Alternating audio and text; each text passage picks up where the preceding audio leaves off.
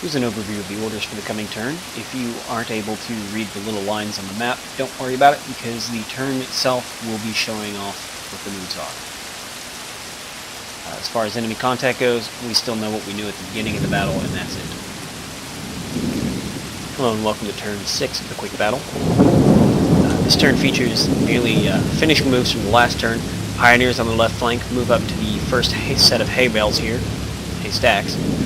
And the center flank just sees a lot of E Company moving into this little wooded area here.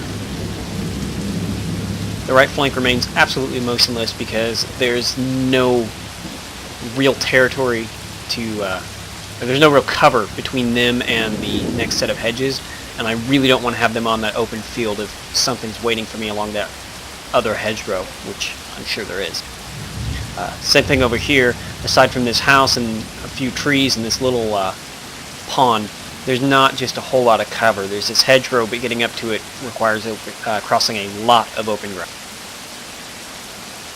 So the right flank's pretty static while I'm moving up the left and center flanks to do a little bit of scouting, and when they get too far ahead of the right flank, I'll go ahead and move it up. Just as a quick overview real quick before I call this turn. For his deployment, he had pretty much up to these railroad tracks here, so he has a fair amount of space to deploy, and the railroad tracks being on that slight elevation there give him a decent firing point from cover. The downside is that there's only this much room between them and the hedgerows, so if he's firing from here, I'll be pretty damn close by the time I get to him. So, I'm assuming that he sent his troops up to this hedge line here so that, that there's not a 50-meter gap when we have engagement.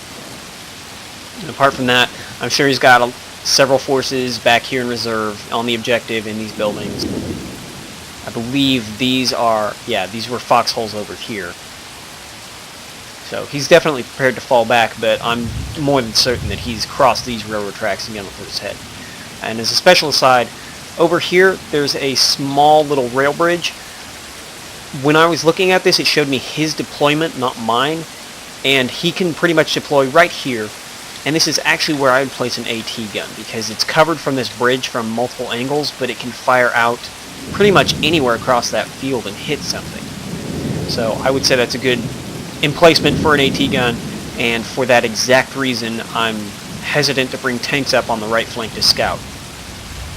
But we'll see in due time. That will do it for this video though, so see you in the next turn.